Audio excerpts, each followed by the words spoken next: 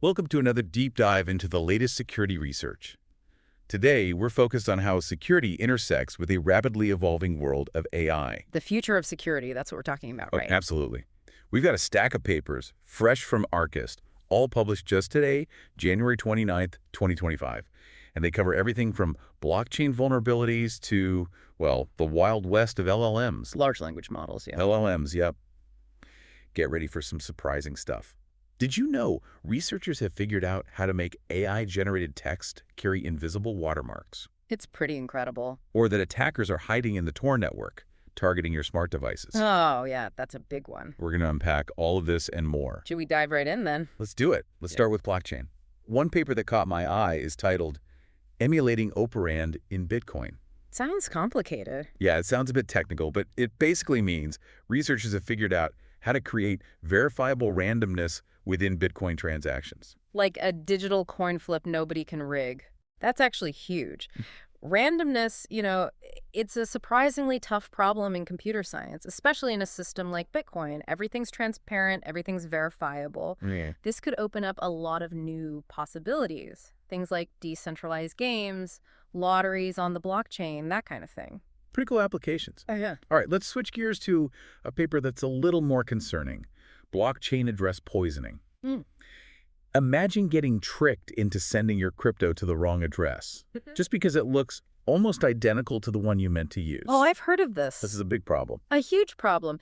The paper, it found evidence of 270 million, that's million with an M, attempted address poisoning attacks. Wow. Resulted in over $83.8 million stolen.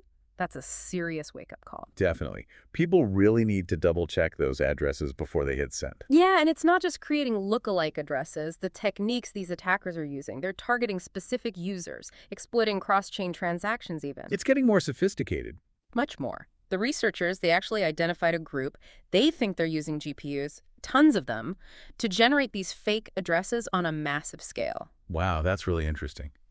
Okay, let's move on to the brave new world of LLMs. Those AI systems that can write poems, code, even hold conversations that feel surprisingly human. But with new power comes new problems. Exactly. And the research shows they come with a whole new set of security risks. There's this paper on the feasibility of using LLMs to execute multi-stage network attacks. So can LLMs be used to launch, serious cyber attacks? That's what this paper looks at. Can they be used to launch sophisticated attacks, ones that involve multiple steps targeting multiple systems? Multi-stage, yeah. Multi-stage. So is it possible? Well, the unsettling answer is yes. Oh, boy. LLMs can be weaponized in this way. Yeah. But it's not as simple as just, giving them a malicious command. There's a system, they call it Incalmo. It acts like a translator, allowing LLMs to specify high-level goals, while Incalmo figures out all the nitty-gritty details of actually executing those goals, in a real network environment. So Incalmo translates the LLM's goals into actual actions. Precisely. And the implications of this are pretty huge. This is a glimpse into a future where AI could play a much bigger role in both offense and defense in cybersecurity. It's a two-sided coin, that's for sure. Now let's talk about a paper that really got me thinking. Targeting alignment, extracting safety classifiers of aligned LLMs. It's about understanding how LLMs are trained to be safe, to avoid generating, harmful content. And whether that safety can be bypassed, right? Exactly. Because we assume they're safe, but... But are they? Well, the researchers found a way to basically extract the safety rules embedded in an LLM. Let's extract the rules. Yeah, and then use that knowledge to craft attacks that can trick the LLM into producing harmful outputs. So even with safety measures in place, there might be ways to get around them. That's the concern. It raises some really fundamental questions about how we can trust AI systems to be safe, even when they've been specifically designed with safety in mind. It's a tough question. We want to trust them, but... But we need to be realistic. Okay. Okay, let's end on a more positive note. Yeah. The paper, SHIELD. Secure host-independent extensible logging for SATE network storage towards ransomware detection. What is SHIELD? It's about creating a hardware-based system to detect ransomware. And here's the key before it can encrypt your files. Most ransomware detection, it happens at the software level, right? Right, and that's often too late. Too late. SHIELD uses an FPGA. Which is... It's basically a reconfigurable computer chip. Okay. And it monitors storage activity directly.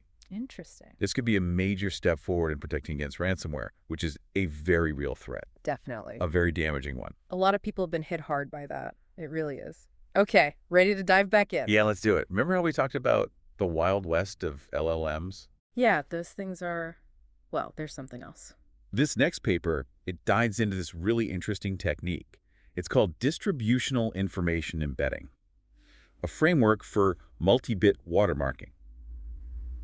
Basically, researchers figured out how to embed invisible watermarks within text generated by AI. Invisible watermarks. You can't see them with the naked eye, but they can be identified using special algorithms. So like a digital fingerprint. Exactly. What would that be used for? Well, think about it. You could verify the authenticity of content, tell the difference between human-written and AI-generated text. You could even track the spread of misinformation online.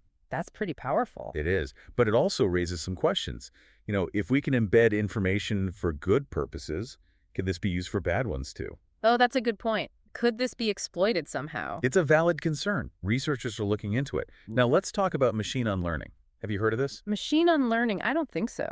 It's the idea of removing the influence of specific data from a trained AI model, like trying to erase memories from an AI's mind. Interesting. This paper, Data Duplication, a novel multi-purpose attack paradigm in machine unlearning. It uncovers some really clever ways attackers can manipulate this process. Clever how? Well, they found that just by duplicating some of the data used to train an AI, it makes it way harder to effectively unlearn that data later. So like the traces remain. Exactly. It's like trying to erase a memory that's been reinforced multiple times. And this raises some concerns about the long-term security and privacy implications of AI. Yeah, I can see that. Imagine sensitive data being used to train an AI, and then they try to remove it to protect privacy. But if the unlearning isn't done right... Those remnants could be vulnerable. Exactly. Someone could extract that data or reconstruct it. So we need better ways to unlearn data, ways that are, foolproof. Right. We need robust, verifiable unlearning methods. All right, get ready for this one. It sounds straight out of a sci-fi thriller. The paper's called Data-Free Model-Related Attacks, Unleashing the Potential of Generative AI. Beta-free attacks? What does that even mean? It means attackers can target AI models without needing access to the original training data. But how? How can you attack something without knowing what it was trained on? Well, that's the genius of it. They leverage generative AI, the same tech used to create deepfakes, to craft attacks without ever seeing the real training data. So they're creating synthetic data that mimics the real data. Exactly. And they use this synthetic data to probe for vulnerabilities in the AI model. It's like creating a master key without ever seeing the original lock. That's pretty mind-blowing. The paper looks at 3 types of data-free attacks: model extraction, membership inference, and model inversion. What are those? Model extraction is basically making a copy of the AI model without knowing how it works inside.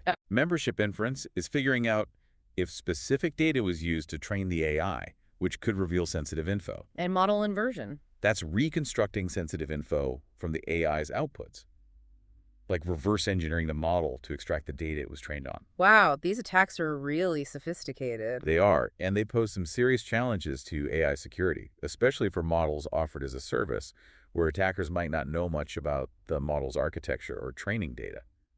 Okay, let's take a break from these complex attacks for a minute and look at something a little more familiar.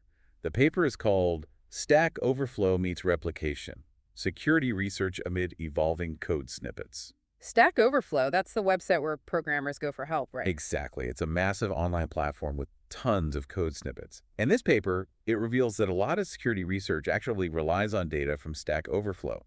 Researchers use it to analyze coding practices, identify common vulnerabilities, even train AI models to detect malicious code. So Stack Overflow is a valuable resource for security research. It is. But here's the thing. The code on Stack Overflow is constantly changing, being edited, updated. And that's where replication comes in. Replication? Yeah, the researchers replicated some previous security studies that used data from Stack Overflow, and what they found is sometimes the original findings weren't valid anymore. Because the code had changed. Exactly. It's a reminder that in a dynamic online environment, the data we use for research is always in flux. We need to be really careful about replication and validation to make sure our conclusions are still accurate. Good point. So what we think we know might not always be true. Exactly. Okay, ready to dive into the world of hardware security. Always. This paper is called UEFI Memory Forensics, a framework for UEFI threat analysis. Huh. Now, to understand this, we need to talk about UEFI. It stands for Unified Extensible Firmware Interface. UEFI, isn't that like the modern BIOS? It is. It's the software that controls the boot process of your computer. Right. But here's the thing. UEFI has low-level access to your system, which makes it a prime target for attackers, if they can compromise UEFI. They could control the whole computer. Pretty much. They could install persistent malware, steal data, all before the operating system even loads. It's like having a secret backdoor built into your computer. Now, these researchers, they've developed a framework for analyzing the contents of UEFI memory. So they can look for signs of malicious activity. Exactly. They can look for malware injected into the UEFI code, attempts to tamper with the boot process. Think of it as a digital forensics kit, specifically for examining the firmware of your computer. It's interesting how security goes beyond just software these days. It does. We need to think about every layer, from hardware to software, to create a truly secure system. It really is fascinating and kind of scary, too. Yeah, security is getting more and more complex, but hey, that's what makes it interesting, right? Absolutely. Speaking of complex, let's talk about agent security. Agents, like secret agents. Not quite. We're talking about AI systems that can act on their own, in the real world. Oh, I see. Like self-driving cars. Yeah, self-driving cars, robots in warehouses, even those AI assistants that manage our calendars. Makes sense. As they get more powerful, we got to make sure they're secure. Exactly. Yeah. A hacked self-driving car could be a disaster. No kidding. This paper, Context is Key in Agent Security, it highlights some of the unique challenges in this area. What kind of challenges? Well, the paper argues that an agent's actions, they need to be judged based on the context, the situation. What's safe in one situation might be dangerous in another. Right, so traditional security like fixed rules and policies, that's not enough. Not for these agents, no. Hmm. They need to be able to understand their environment, their goals, make decisions that are safe and appropriate in all sorts of different situations. So it's not just about programming them to follow rules. It's about giving them the ability to reason. Precisely. And that's where this framework, CONSECA, comes in. CONSECA stands for Contextual Security for Agents. It aims to create security policies that are dynamic, they adapt to the situation. Dynamic policies, that's interesting. Yeah, so instead of a fixed rule book, the agent has guidelines and the ability to apply those guidelines in different ways depending on the context. Makes sense. But how do we know those decisions are good decisions? Well, that's another key part of CONSECA. The policies, even though they're generated on the fly, they're still human verifiable. We can understand how the agent is making decisions, which is crucial for trust. Transparency and accountability, yeah. Yeah. Okay, let's switch gears again. What about digital identity? Good point. This next paper, CRSET, Non-Interactive Verifiable Credential Revocation with Metadata Privacy for Issuers and Everyone Else, it focuses on just that. Verifiable credentials, those are like digital versions of our driver's licenses. Exactly. Passports, university degrees, all that stuff. And just like the physical versions, they need to be revocable. Right, if they're lost, stolen, or just expire. But here's the question. In the digital world, how do we revoke a credential securely while also protecting people's privacy? Good question. That's where CRSET comes in. It uses this technique called Bloom filter cascades. Bloom filter cascades. Don't worry too much about the technical details. Basically, it allows issuers to encode revocation information in a way that preserves privacy. So you can check if a credential has been revoked, but you don't get any details about why or when it was revoked. So the reason for revocation stays hidden. Exactly. Protects people's privacy. Right. Okay, ready for a deep dive into some technical stuff? Bring on. This paper is called Hybrid Deep Learning Model for Multiple Cache Side Channel Attacks Detection, a comparative analysis. Let's start with the basics. What are cache side channel attacks? They're a type of attack that exploits how processors cache data. An attacker can basically spy on the timing of certain operations to figure out sensitive information, like encryption keys or passwords. So they're not directly hacking the system, they're more like eavesdropping on the processor. Yeah, kind of like that. They're listening for tiny clues that reveal secrets. That's crazy subtle. And hard to detect. That's why this paper is interesting. They're using a hybrid deep learning model to detect these attacks. Why deep learning? Because deep learning is really good at finding patterns in data, even patterns that humans might miss.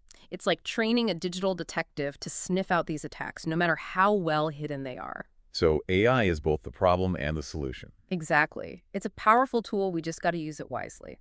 Well, that was quite a deep dive. Blockchain vulnerabilities, AI attacks, hardware forensics, we covered a lot of ground. We did. And I think the key takeaway for our listeners is this. Awareness is key. Stay informed, be cautious, and never underestimate the creativity of attackers. Couldn't have said it better myself. Yeah. Security is everyone's responsibility. We all need to do our part to stay safe in this digital world. Well said. Thanks for joining us on this deep dive into the world of AI and security. Until next time, stay curious and stay safe.